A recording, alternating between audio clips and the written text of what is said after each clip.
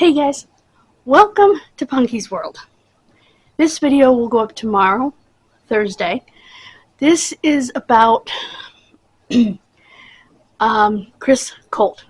It is Dark Side of the Ring review, episode 6, Chris Colt. I have to start out by saying that I knew nothing about him. I had never heard of him. He wrestled from the 60s through to the 80s.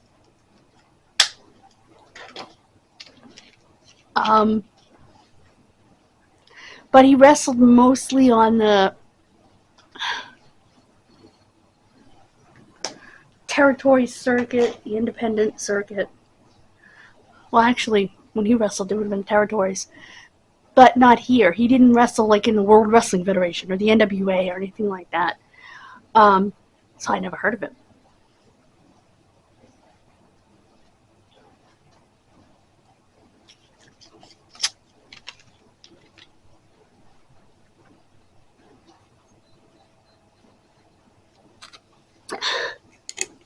That being said, I think I have seen pictures of him in the wrestling magazines. There's one picture they showed with like black paint around his eyes and like safety pins with chains hanging out of his forehead that I seem to remember seeing in a wrestling magazine. And I may have read the name.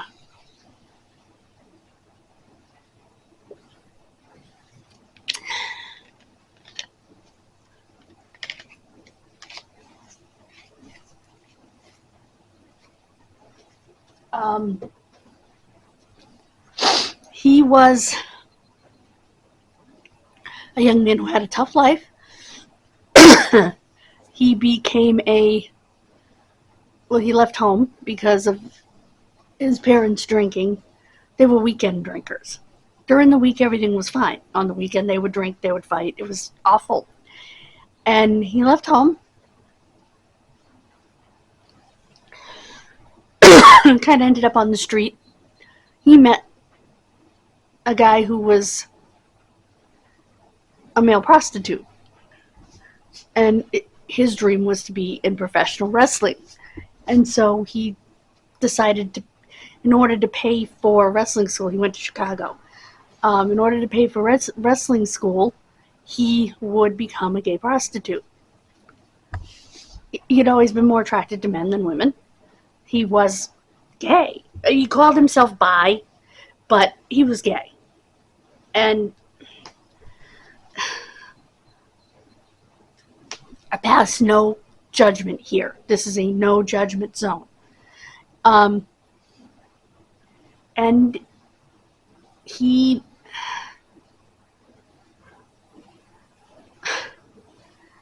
did that. He paid for wrestling school. Unfortunately, he was an addict and an alcoholic.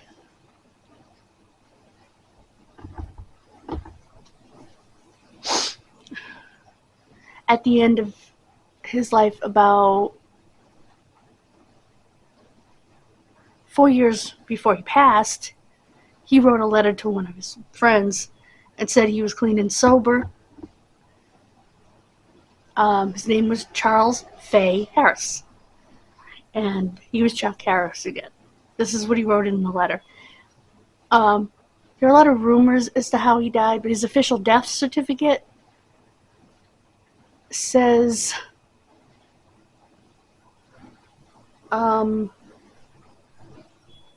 pneumonia, HIV positive, and there were 3 causes.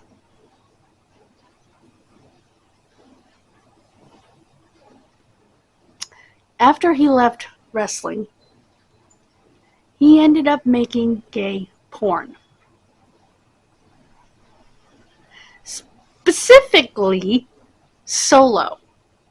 Meaning, well, you know what solo means? Alone. For this guy that actually talked to Dark Side of the Ring about him. And, the guy called the people that worked for him, models, his models. And his models, because they asked if Chris was HIV positive, which he was according to his death certificate. So I'm going to assume they tested him. Or he told the medical center where he died.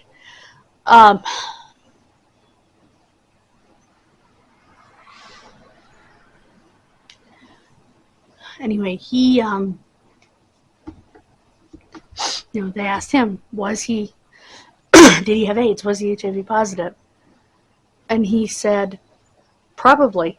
Most of my models at that time, the 80s, were. You called them models because they did solo videos. And it was masculine men for men who like masculine men, Him and his tag team partner, Ron Dupree, were life partners. And they were together for between 6 and 10 years. His partner first had a heart attack and it ended his wrestling career. I guess he became a ring announcer. He had a second heart attack at some point later and died. So he lost his lover, his best friend. Sorry, didn't mean to be that close. And things kind of spiraled after that. It wasn't until later that he decided to, just making sure the microphone's still on, to clean up his act. So he didn't write in any of his writings about a diagnosis of HIV, as far as I know. I mean, he obviously didn't read all 200 pages of his writings. He wanted to write a book. And I think that his family should take those writings, send them to an editor, and have a book written. At least make that part of his dream come true. And they can add anecdotes and, make it a story, a biography / autobiography, sort of in both veins, because he's written so much. And then it can be edited to fewer pages, and then they can add their own remembrances and, get a foreword written by wrestler Bill Anderson, who worked closely with him for a long time.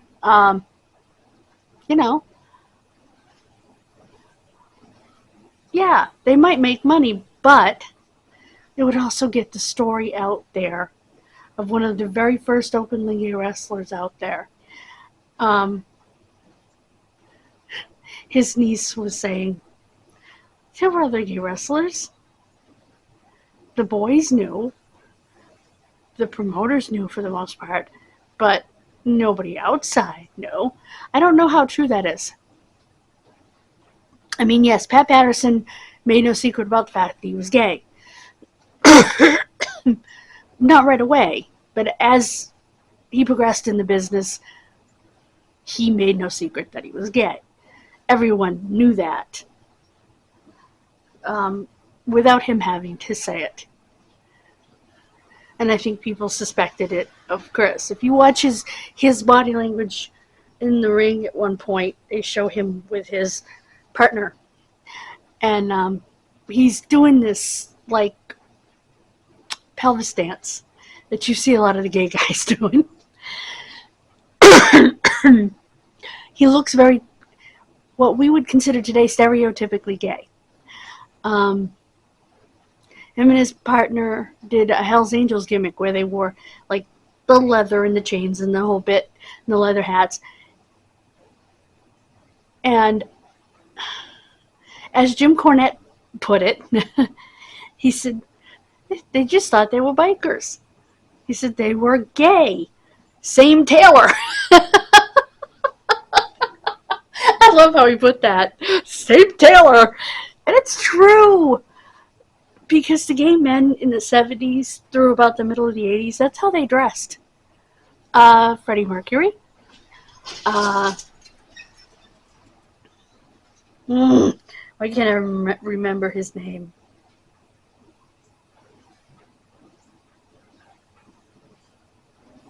The lead singer of Iron Maiden.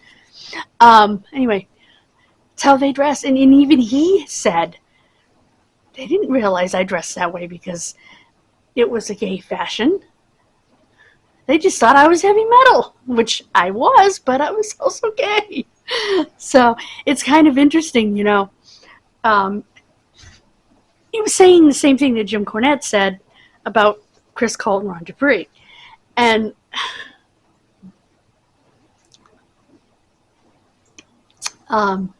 about himself, you know.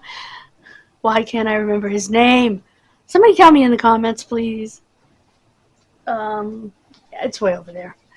Anyway, so he was a bodyguard for Joe Cocker, who evidently enjoyed drugs. Twice.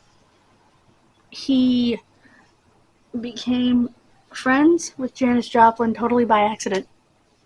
He was in San Francisco, which is where he wanted to be because he was gay and everything was open. And he pretty much wrote that in his writings, you know, everything was open there. And, you know, sex, drugs, and rock and roll and everything else, being gay. It was very open there. And he wanted that. And so he went there and he'd walk in the streets and he meets a lady sitting around drinking some wine. They said hello to each other. She stopped him. She said, "Do you want a drink?" Sure. He sat down. He drank with her for a little bit. He walked in someplace and there was a poster. He looked at the poster and it was Janis Joplin. And he looked at it again. I was just drinking with her. And he went back and he said, "How come you didn't tell me?" And someone said in the show she didn't tell him because she wanted a friend, or I guess she told him she wanted a friend that didn't care who she was. You know, they just wanted to be her friend because they genuinely liked her. And he said, "I'll always be your friend." And they were friends until she died. And he wanted to die at 27, just like she did and whatever.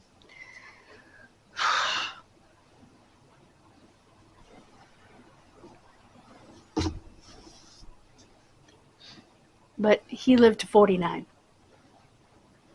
which is way too young. But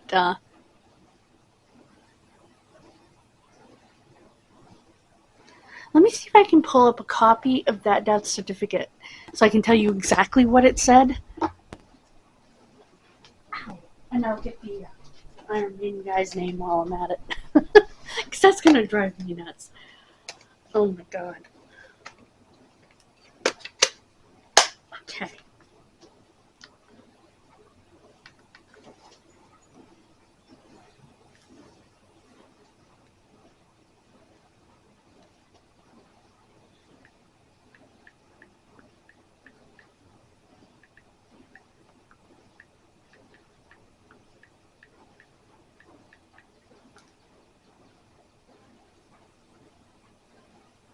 Oh, no, it wasn't Iron Maiden's lead singer. It was, shoot.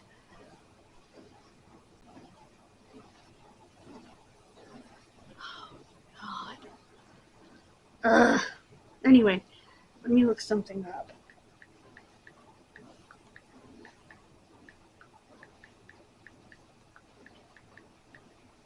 Somebody must have taken a picture of it. Yeah, this picture right here of him, this one right here, this one, I have seen in the magazines, without question.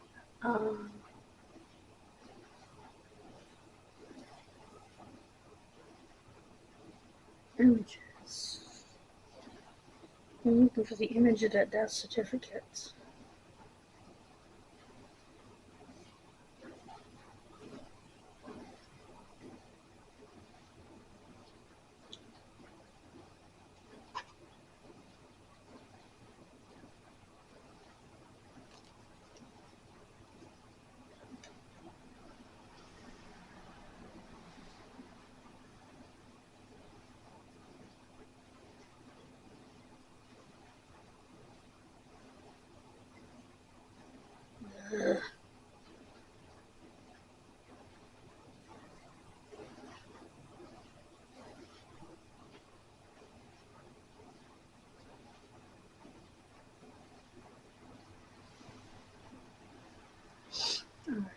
find it.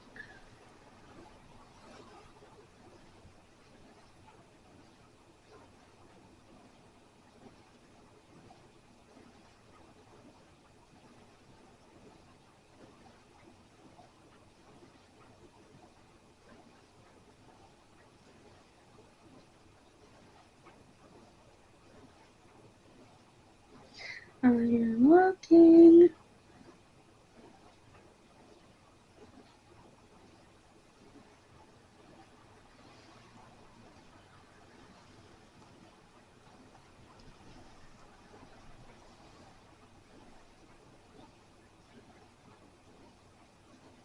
Okay.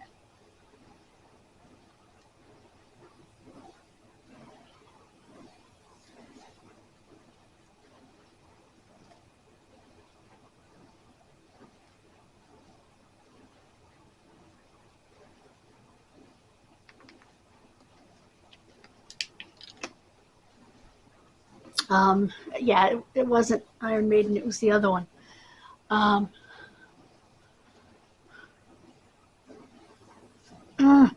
on.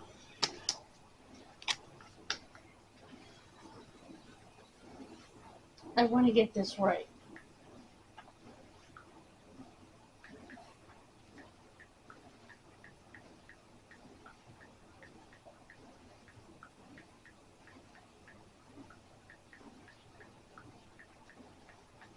And they were from England. So.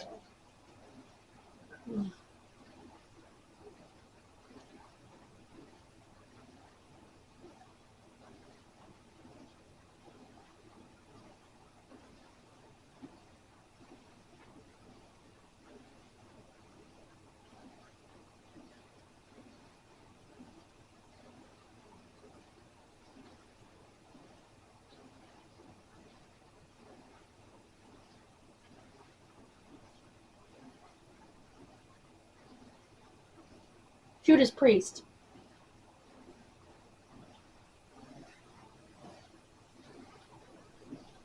That's who I was thinking of.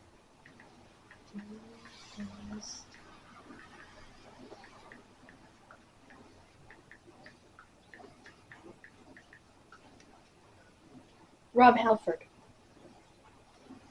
That was going to drive me nuts, guys. So they were in the Rob Halford vein. And he said the same thing. My apologies to Bruce Dickinson. I mean, I don't know that much about heavy metal, guys. Oh my gosh. Oh, I'm a moron. Anyway, well, this will be an entertaining video anyway. So yeah, he died. Excuse me, in 1995. And AIDS was a contributing factor.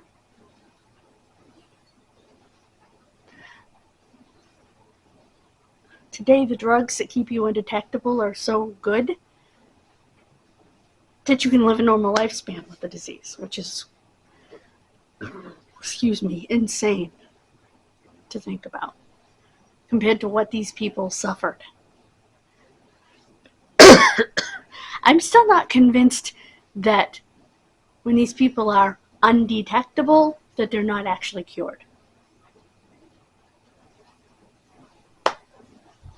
I think I talked about that in another video. I am not convinced that that isn't the case. Because if you're undetectable, it's not there.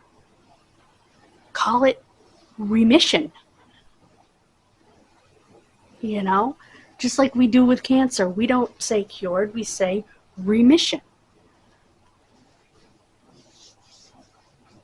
After 5 years of remission, they might call it cured, depending on the cancer. This cancer in my arm, or breast cancer, things like that, they always call it remission, because it can come back at any time.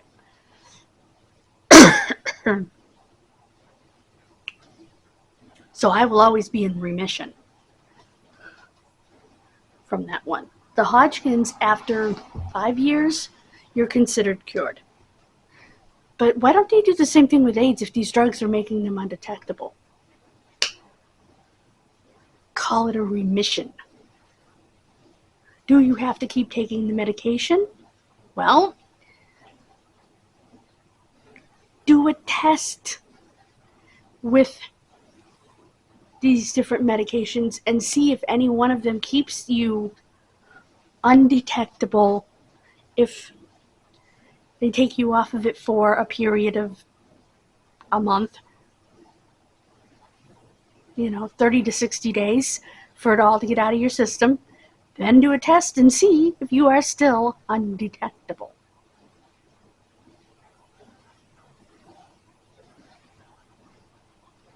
If you are, just keep doing the tests, and as long as you remain undetectable, you are in remission. That's my opinion. They'll never know whether they've cured it with these drugs if they never take the people off the drugs long enough to see what would happen.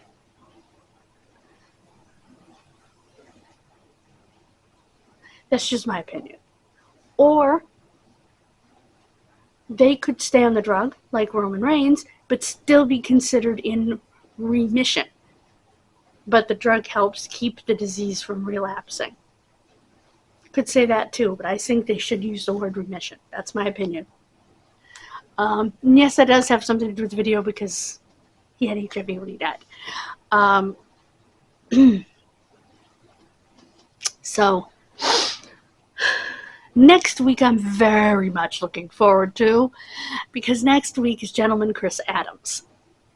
So, I cannot even begin to wait for that.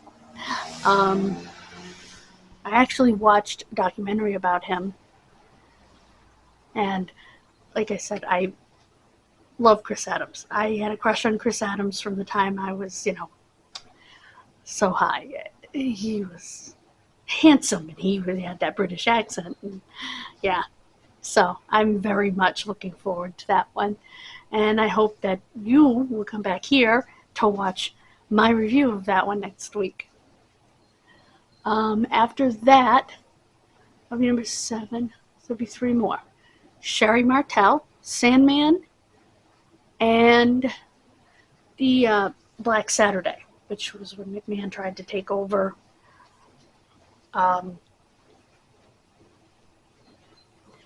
Saturdays on TBS. Didn't work. So those are the 3 that remain after Chris Adams. So those are actually the 4 that remain. And after that, I will go back, if you would like me to, and watch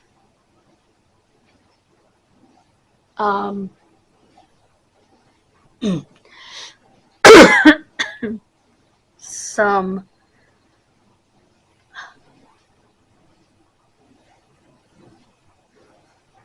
just like I did with Dark Side of the Ring, do some earlier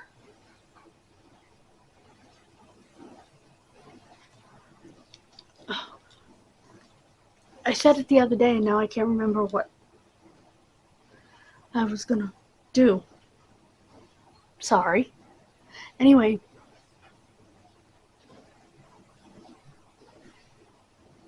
I can also review some of the wrestling books that I've read over the years and leave links to them if I can find them.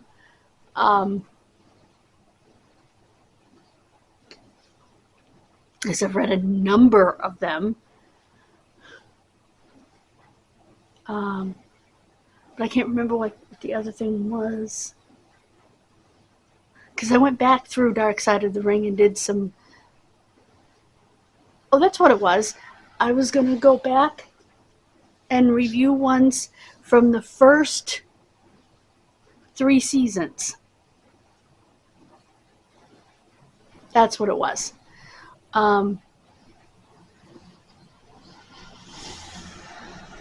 give you my opinions of those. Some of them I've already done.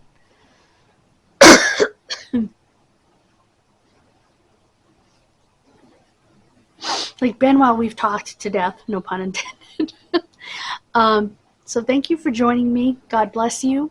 Please subscribe to both channels and hit those bells. And check out Kid Missing today. We have a video. We had a special video yesterday as well. We're trying to get to 500 over there and 200 here by Memorial Day. God bless you and have a wonderful rest of your day. And if you're in the area, join us tonight at the Douglas Historical Society, 283 Main Street, for Frances Perkins, the first woman to ever be placed in a presidential cabinet. Mwah. God bless.